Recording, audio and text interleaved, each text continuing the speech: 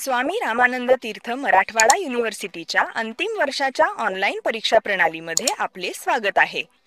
परीक्षा देण्याची योग्य पद्धत समजून घेण्यासाठी हे मार्गदर्शन लक्षपूर्वक बघा आणि समजून घ्या, जेणेकरून ऑनलाईन परीक्षा देताना आपल्याला येणाऱ्या सर्व शंकांचे निरसन होईल.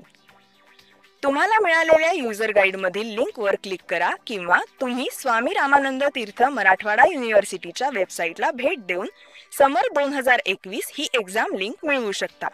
ऑनलाईन परीक्षा केवळ सर्वात नवीन गुगल क्रोम ब्राउझरद्वारेच देणे गरजेचे आहे. लॉग इन करण्याआधी ब्राउझर हिस्ट्री क्लीन करणे अनिवार्य आहे आणि कमीत कमी 1 GB चा इंटरनेट डेटा असणे अनिवार्य आहे. एक्झाम पोर्टलवर लॉग इन करण्यासाठी तुम्हाला तुमचा युजर आयडी आणि पासवर्ड हा रजिस्टर्ड ईमेल आणि मोबाईल नंबरवरती आधीच मिळाला असेल. तुमचा रजिस्टर्ड ईमेल आणि मोबाईल नंबर हा तुमच्या एक्झाम हॉल तिकीटवर प्रिंट केलेला आहे. हॉल तिकीट तुम्हाला तुमच्या महाविद्यालयामधून मिळवता येईल. तुमचा युजर आयडी हा तुमचा एक्झाम सीट नंबर आहे. एक्झाम लिंकच्या लँडिंग पेजवर तुम्हाला तुमचा एक्झाम सीट नंबर एंटर करायचा आहे. त्यानंतर तुम्ही go to exam log in page या बटनावर क्लिक करायचे आहे. आपल्याला मिळालेल्या पासवर्डच्या साहाय्याने लॉग इन करायचे आहे अथवा रजिस्टर्ड मोबाईल नंबरवरील OTPच्या साहाय्यानेही आपणास लॉग इन करता येईल. लॉग इन आयडी व पासवर्ड तुम्हाला मिळालेले नसल्यास तुम्ही फॉरगॉट पासवर्ड सुविधेचा वापर करू शकता. तुमचा रजिस्टर्ड ईमेल आणि मोबाईल नंबर जर आपणास काही अपरिहार्य कारणांमुळे बदलायचे असल्यास आपण चेंज कॉन्टॅक्ट इन्फॉर्मेशन या सुविधेचा वापर करू शकता आणि बदल साक्षांकित करण्यासाठी आपल्या महाविद्यालयाशी संपर्क साधू शकता. यशस्वी लॉग इन नंतर एक्झाम डॅशबोर्डवर तुमच्या एक्झाम हॉल तिकीटवर नमूद केल्याप्रमाणे सर्व परीक्षेचे विषय दिसतील. परीक्षेच्या विषयांबद्दल आपणास काही शंका असल्यास आपण आपल्या महाविद्यालयाशी संपर्क साधू शकता.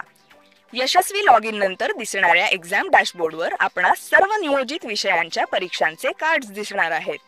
इलेक्टिव्ह विषय असणाऱ्या विद्यार्थ्यांना इथे एकापेक्षा जास्त विषयांचे कार्ड्स दिसणार आहेत.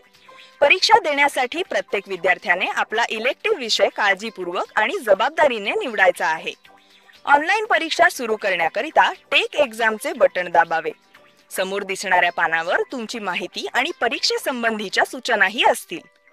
ऑनलाईन परीक्षा देण्यासंबंधीच्या सर्व सूचना काळजीपूर्वक वाचाव्यात.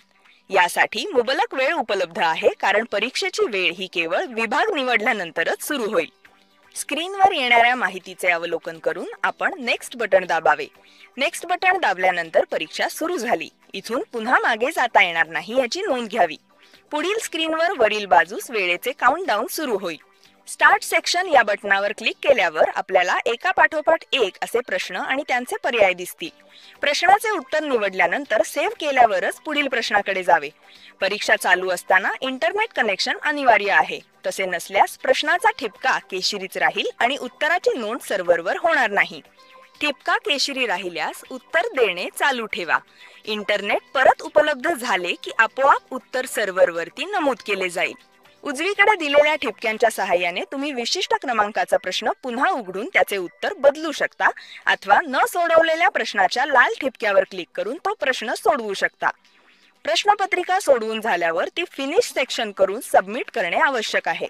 सबमिट केल्यावर सेक्शन निवडण्याच्या पानावर तुम्ही परत जाल. सर्व सेक्शन सोडवून झाल्यावर फिनिश एक्झाम या बटनावर क्लिक करून परीक्षा संपूर्णपणे सबमिट करणे गरजेचे आहे. प्रोसीड टू फिनिश वर क्लिक केल्यावर तुम्ही पुन्हा मागे जाऊ शकत नाही याची नोंद घ्या. त्याकरिता पुन्हा एकदा पॉपअपद्वारे तुम्हाला विचारले जाईल. ती पॉपअप विंडो नीट वाचा आणि answers are successfully submitted to server असे लिहिले असेल तरच प्रोसीड टू फिनिश वर क्लिक करा. तसे नसल्यास आपले इंटरनेट कनेक्शन तपासून बघा आणि जबाबदारीने अपलोड आन्सर्स नाव या बटनावर क्लिक करा. प्रोसीड टू फिनिश वर क्लिक केल्यावर तुमची अंतिम उत्तरपत्रिका स्क्रीनवर दिसेल. ती तुम्ही PDF फॉर्मॅटमध्ये सेव्ह किंवा प्रिंट करू शकता. त्याच वेळी DGT फाईल ऑटोमॅटिकली डाउनलोड होईल. ही फाईल ओपन और चेंज करू नये आणि जतन करून ठेवावी. उत्तरपत्रिकेबद्दल आपणास काही शंका असल्यास पडताळणीसाठी या फाईलचा आपणास उपयोग होणार आहे. यानंतर समोर आलेखाच्या साहाय्याने दिलेल्या परीक्षेबाबतची सखोल माहिती दिसेल. त्याखाली दिलेल्या एक्झिट बटनावर क्लिक केल्यावर परीक्षा संपेल व तुम्ही पुन्हा मुख्य पानावर याल. ऍक्टिव्ह इंटरनेट नसल्यास तुमच्या काही प्रश्नांची उत्तरे सर्व्हरला सबमिट होणार नाहीत. तसे असल्यास तुम्हाला अपडेट आन्सर्स या बटणावर क्लिक करायचे आहे. अपडेट आन्सर्सची खात्री झाल्यानंतरच एक्झिटचे बटण दाबावे. धन्यवाद. ऑनलाईन परीक्षेसाठी शुभेच्छा.